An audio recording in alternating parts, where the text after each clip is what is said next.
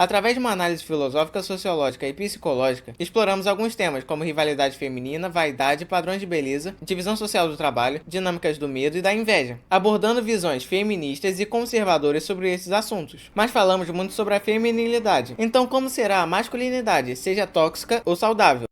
E para vermos o que é masculinidade tóxica, vamos analisar o filme Psicopata Americano. Eu sou Lúcio, estudante de filosofia, e faço vídeos falando sobre filosofia, psicologia e sociologia, usando séries, desenhos, filmes e animes. Então já deixa o like, se inscreve no canal e vamos lá! Mas antes de analisarmos o filme e o que é masculinidade tóxica, precisamos entender o que é masculinidade. Enquanto construção social e cultural, se refere ao conjunto de normas, comportamentos e expectativas associadas ao que significa ser homem em uma determinada sociedade. Tradicionalmente, elas estão ligadas a atributos como força, racionalidade, dominação, controle e sucesso material, valores frequentemente reforçados por instituições como a família, a mídia e o mercado. No entanto, quando essas características são levadas ao extremo ou distorcidas, sugere que hoje se denomina masculinidade tóxica, uma expressão prejudicial da identidade masculina, que glorifica a violência, a supressão de emoções, a objetificação das mulheres e a competição desmedida por poder e status. A masculinidade tóxica não é apenas um problema individual, mas um fenômeno social que sustenta estruturas de opressão, desigualdade e violência. Ela se manifesta em comportamentos como misoginia, homofobia, agressividade desnecessária e obsessão pelo controle. Traços que, quando não questionados, podem levar à desumanização tanto do homem quanto daqueles ao seu redor. Mas bom, com esse entendimento, agora podemos analisar a masculinidade tóxica durante o filme Psicopata Americano. Quando analisamos a obra de Bret Easton, percebemos que é uma crítica à direita e à cultura dos Estados Unidos na década de 80, um período marcado pela ascensão do neoliberalismo,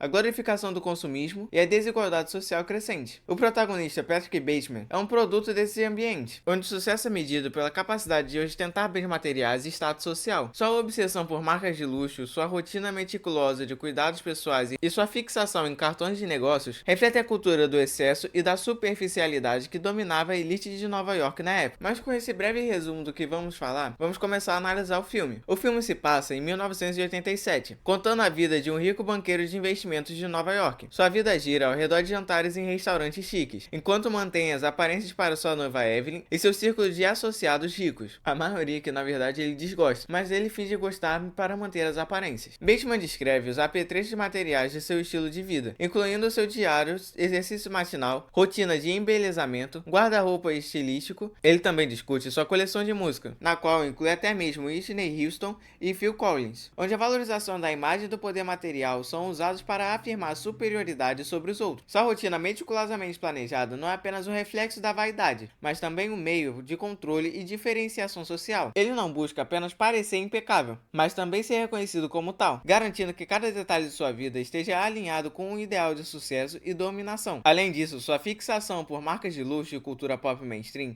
revela uma tentativa de construir uma identidade baseada no consumo, reduzindo a individualidade e a capacidade de adquirir bens e ostentá-los. A maneira como ele fala de sua coleção de músicas, por exemplo, não demonstra um apreço genuíno, mas sim a necessidade de reafirmar seu gosto como sofisticado e culturalmente válido dentro da sua elite social. Esse culto à imagem se entrelaça com sua personalidade fria e narcisista, evidenciando como a masculinidade tóxica pode operar não apenas através da agressividade direta, mas também pela construção de um ideal superficial de poder e status. O mundo de Bateman é regido por aparências, e qualquer falha em manter essa fachada representa uma ameaça à sua identidade cuidadosamente construída. Durante o jantar, Bateman e seus associados começam a ostentar e comparar seus cartões de negócios em uma demonstração de vaidade, até que Paul Allen mostra seu cartão, e achando que o cartão de negócio de Paul Allen é superior, Bateman é tomado pela raiva. Então ele sai na rua e mata um homem sem teto e seu cachorro. E durante uma festa de Natal, Bateman faz planos para ter um jantar com Allen, que confunde Bateman com outro colega de trabalho, e ele, sendo completamente orgulhoso e vaidoso, fica extremamente ofendido pela confusão, aumentando ainda mais seu ódio por Paul Allen. Então Bateman deixa Allen bêbado e atrai ele de volta para seu apartamento. Enquanto toca uma música na caixa de som, Bateman faz um monólogo para Allen, falando sobre os méritos artísticos da canção do compositor da música. Então ele mata Allen com um machado cromado. Depois disso, ele descarta o corpo de Allen, então vai até seu apartamento para encenar a situação, para fazer os outros acreditarem que Allen foi para Londres, e não que ele tinha morrido. Mais tarde, Bateman é entrevistado sobre o desaparecimento de Allen em seu escritório pelo detetive particular Donald Kimball. Nessa parte, Bateman exige uma necessidade patológica de dominar e eliminar aqueles que ele percebe superiores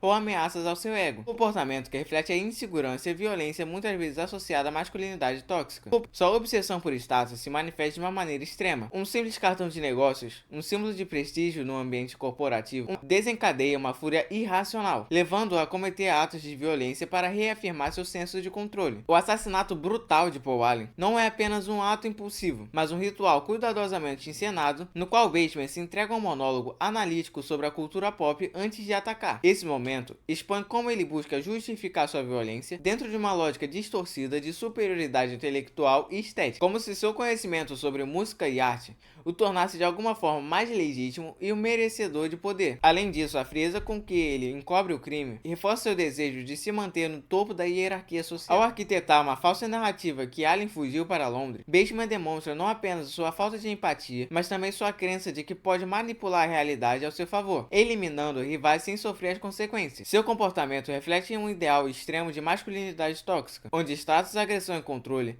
se tornam os únicos meios acessíveis de afirmar identidade e valor. Durante a noite, Bateman leva duas prostitutas para seu apartamento, a quem ele nomeia Christy e Sabrina. Lá ele explica para elas a melhoria que ele viu na banda Genesis, após eles se distanciarem do rock progressivo em direção ao pop rock. Após terem relações, Bateman diz a elas para ficarem, enquanto ele pega instrumentos para causar danos corporais nelas. Na próxima cena, elas deixam seu apartamento evidentemente ensanguentadas e maltratadas. Aqui Bateman demonstra uma visão objetificada das mulheres, tratando elas como objetos descartáveis para seu prazer e violência. Ele reduz Christy e Sabrina a meros instrumentos de satisfação, reforçando a dinâmica de poder que ele se vê como dominador absoluto. Sua necessidade de controle se estende para além de relações sexuais, pois ele não apenas as usa fisicamente, mas também as submete à sua visão intelectual, como se sua opinião sobre gênero estivesse na mesma relevância de sua violência brutal. Além disso, assim como ele fez com Paul Allen, ele se sente superior por ter mais conhecimento intelectual sobre cultura pop mainstream. Esse comportamento é reflexo claro da masculinidade tóxica, onde mulheres são vistas como inferiores e submissas, e a violência é usada como uma forma de controle e dominação. Para Bateman, um abuso não é apenas uma consequência do seu sadismo, mas um ato performático,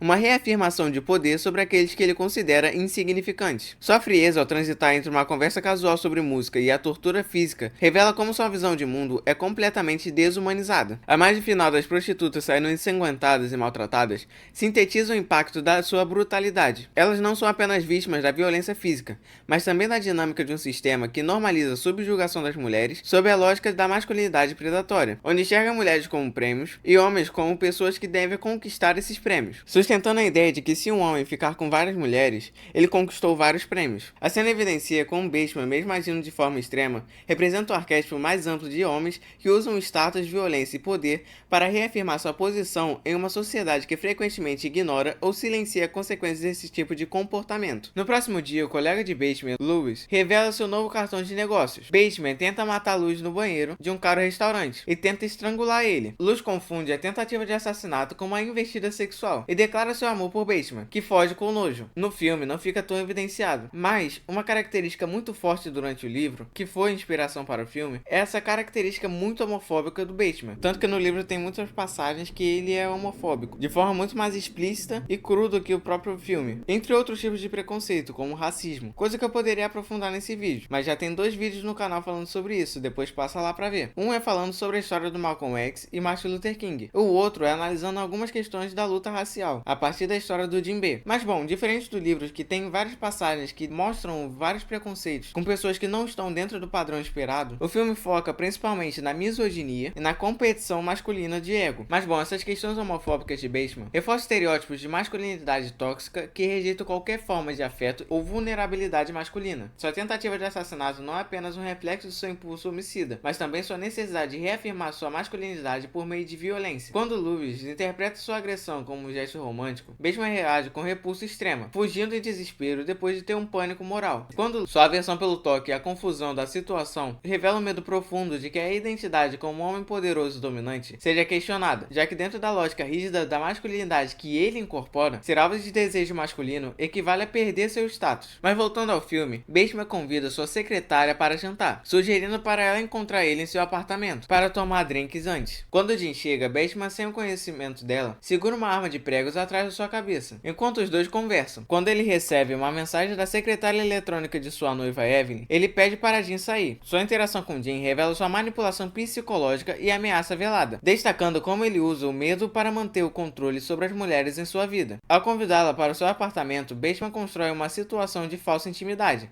onde ele detém todo o poder. A imagem dele segurando a arma de pregos, enquanto conversa casualmente, simboliza essa dualidade. Para Jin, ele parece charmoso e civilizado. Para o espectador, ele é um predador prestes a atacar. Sua decisão de poupá-la após ouvir a mensagem de Evelyn não é um ato de misericórdia, mas uma demonstração de como ele enxerga as pessoas como descartáveis. Jin só sobrevive porque naquele momento, outra obrigação social lhe pareceu mais conveniente. Essas cenas representam como Bateman representa a masculinidade tóxica em sua forma mais extrema. Um homem cuja identidade é construída por poder, violência e dominação, e que se sente ameaçado por qualquer coisa que desafie sua visão distorcida de controle absoluto sobre os outros. Bateman então se encontra novamente com o detetive, que permanece desconfiado dele, mas não pode provar que Allen foi assassinado, já que Allen foi flagrado em Londres após o seu suposto assassinato. Kimba diz a Bateman que Allen pode ter simplesmente sumido sem falar nada pra ninguém, o que deixa Bateman completamente perturbado. Bateman enfrenta a possibilidade de que suas ações violentas não tenham tido o impacto que ele esperava,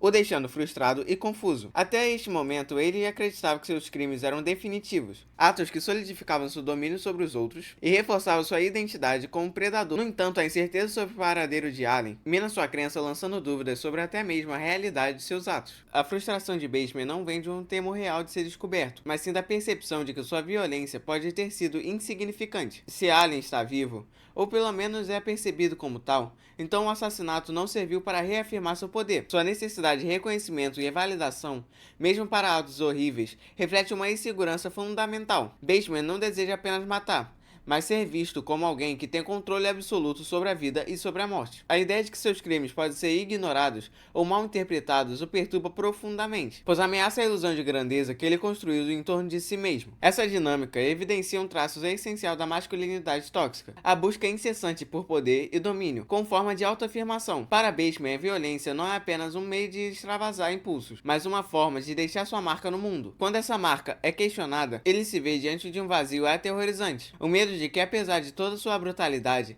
ele possa ser irrelevante. Interrompendo o vídeo rapidinho só pra avisar que agora estou fazendo lives, e os cortes estão saindo no canal Cortes do Luxa. Se inscreve e ativa o sininho pra não perder nenhum conteúdo. Agora pode voltar pro vídeo. Mais tarde, Bateman convida Christie e sua conhecida Elizabeth até o apartamento de Allen. Enquanto eles estão realizando o ato, ele mata Elizabeth e Christie começa a correr, descobrindo múltiplos corpos femininos em vários quartos, enquanto ela procura uma saída. Bateman persegue ela nu, enquanto seguram uma motosserra. Enquanto Christie foge por uma escadaria, ele arremessa a motosserra, matando ela. Aqui Bateman exibe uma completa falta de empatia e prazer sádico, ao infligir dor e morte, especialmente sobre mulheres. Sua violência atinge um nível ainda mais brutal, transformando o assassinato em um espetáculo grotesco, onde não apenas mata, mas também se diverte com o terror das suas vítimas. O fato de Elizabeth ser morta durante o ato sexual simboliza a fusão extrema entre desejo e destruição, reforçando a visão distorcida das mulheres como objetos descartáveis, cujo valor reside apenas em seu prazer ou sofrimento. E ao fugir e testemunhar os corpos espalhados pelo apartamento,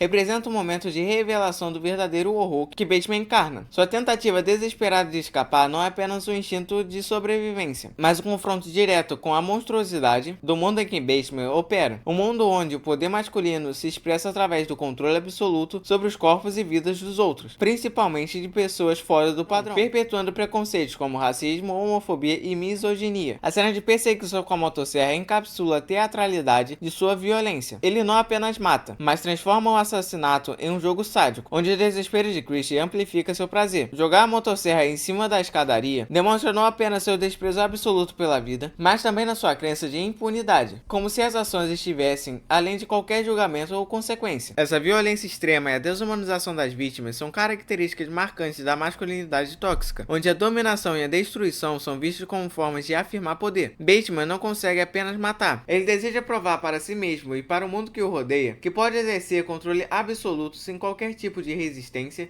solidificando a sua identidade através do medo e da morte. Bom, depois disso, Bateman interrompe seu relacionamento com Evelyn. E naquela noite, ele usa um caixa eletrônico e encontra o gatinho vagando. O caixa exibe o texto: insira um gato abandonado. Quando ele se prepara para atirar o gato, uma mulher o vê e tenta pará-lo. Ele atira nela e deixa o gato ir livre. Então se começa uma perseguição policial. Mas Bateman começa a destruir os carros da polícia, atirando em seus tanques de gasolina. Assim ele começa a tentar correr para seu escritório. Até que Bateman entra no prédio de escritórios errado, onde ele assassina um guarda de segurança e um zelador. Em um escritório que ele acreditava ser seu, ele chama seu advogado e freneticamente faz uma longa confissão de todos os crimes que ele cometeu, deixando eles na secretária eletrônica do seu advogado. Nesse momento, Bateman demonstra uma completa falta de respeito pela vida, seja de animais ou de pessoas, e uma disposição para a violência indiscriminada. Sua tentativa de matar o gato, um ato gratuito sem propósito, reforça a ideia de que ele não vê a diferença entre tirar a vida de um animal indefeso ou de um ser humano. Quando uma mulher tenta intervir sem nenhum tipo de hesitação, deixando claro que para ele qualquer resistência, por menor que seja, deve ser eliminada com brutalidade. A perseguição policial que se segue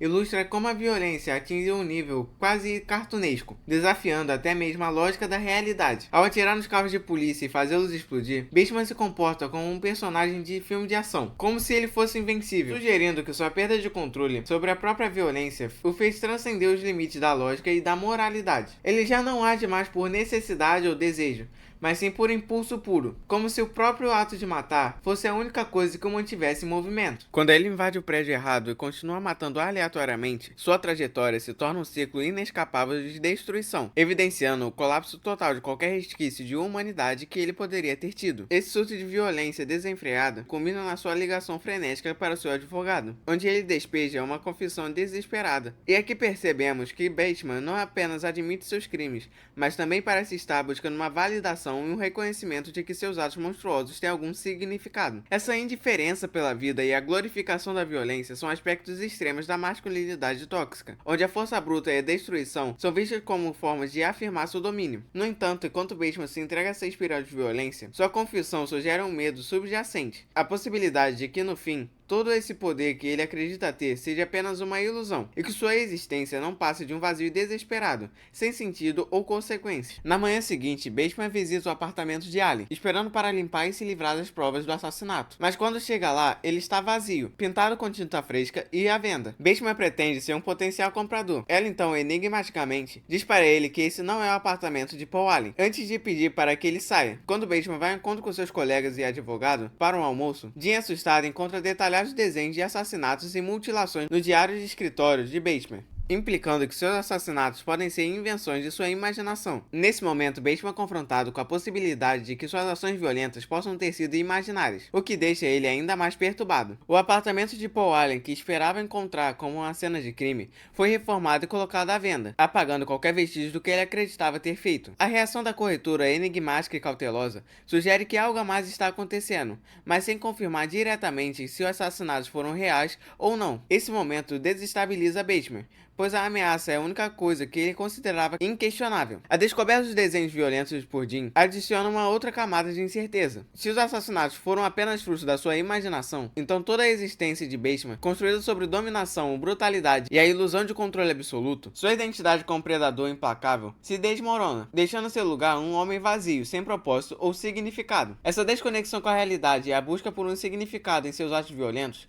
reflete a crise de identidade que muitas vezes acompanha a masculinidade tóxica. Bateman passou o filme inteiro tentando se afirmar através do consumo dos status e da violência, mas no final nada disso importa. Seus crimes foram imaginários. Ele não é um assassino temido, mas sim um homem patético, que não consegue nem ao mesmo ser reconhecido por sua monstruosidade. Sua jornada, então, não é apenas uma história de violência extrema, mas também um retrato da alienação e do vazio existencial que permeiam sua vida. Bateman vê o advogado em um restaurante e menciona a mensagem eletrônica que ele deixou na noite anterior. O advogado confunde Bateman com outro colega e ri da mensagem eletrônica de confissão como se fosse uma piada. Bateman desesperadamente explica quem ele é e novamente confessa os assassinatos, mas o advogado diz que é impossível, já que ele tinha jantado com Allen em Londres dias antes. Bateman retorna para seus amigos confuso e abalado, onde eles brevemente meditam se Ronald Reagan é realmente um homem inofensivo ou um psicopata escondido, antes de discutirem suas reservas de jantar novamente, deixando a possibilidade de que ninguém sabe que ele é um assassino ou que ele simplesmente alucina alucinou às várias matanças, a narração de Bateman revela sua percepção de que ele irá escapar da punição que ele desejava, e que não havia alguma cartaz. Esta confissão não significa nada. Eu simplesmente não existo. No final, Bateman é confrontado com a indiferença do mundo em relação às suas ações violentas, o que o deixa em um estado de desespero e vazio. Ao tentar confessar seus crimes, ele espera uma forma diferente de reconhecimento, seja punição, medo ou até mesmo a admiração, mas ele recebe apenas desdém e descaso. O advogado não apenas não o leva a sério, como também confunde com outra pessoa, reforçando a ideia de que Bateman, apesar de todos os seus esforços para se afirmar como alguém excepcional, é apenas um rosto genérico em um círculo social vazio e superficial. Esse momento evidencia o fracasso absoluto de sua busca por identidade através da violência. Se ninguém reconhece seus crimes, então eles realmente aconteceram? Se não há punição, há redenção? Bateman percebe que, independente das suas ações, ele está preso em um ciclo sem significado, onde nem mesmo o horror que ele acreditava ter causado tem impacto no mundo ao seu redor. A conversa com seus amigos sobre Ronald Reagan ressoa com essa ideia. Eles debatem se o ex-presidente é um psicopata escondido, mas rapidamente abandonam o assunto para discutir algo tão trivial quanto reserva de jantar. O paralelo com Bateman é evidente. Assim como ele, Reagan pode ter cometido atos cruéis, sem que ninguém realmente se importasse. Esse momento ressalta a frieza e a desconexão emocional da elite em que Bateman está inserido, um meio onde até mesmo a monstruosidade pode ser normalizada ou ignorada. A narração final, esta confissão não significa nada, eu simplesmente não existo, marca a conclusão de sua crise existencial. Bateman queria ser temido, queria que suas ações deixassem uma marca, mas percebe que nada disso importa. A impunidade que ele achava que o elevaria ao poder absoluto apenas o condena a um vazio sem fim. Essa falta de consequências e a sensação de impotência refletem a natureza destrutiva. Se você quer saber mais sobre a percepção do que é real e do que não é, tem esse vídeo de Clube da Luta no canal, vai estar na descrição nos comentários fixados. Até que nada lhe reste além do vazio.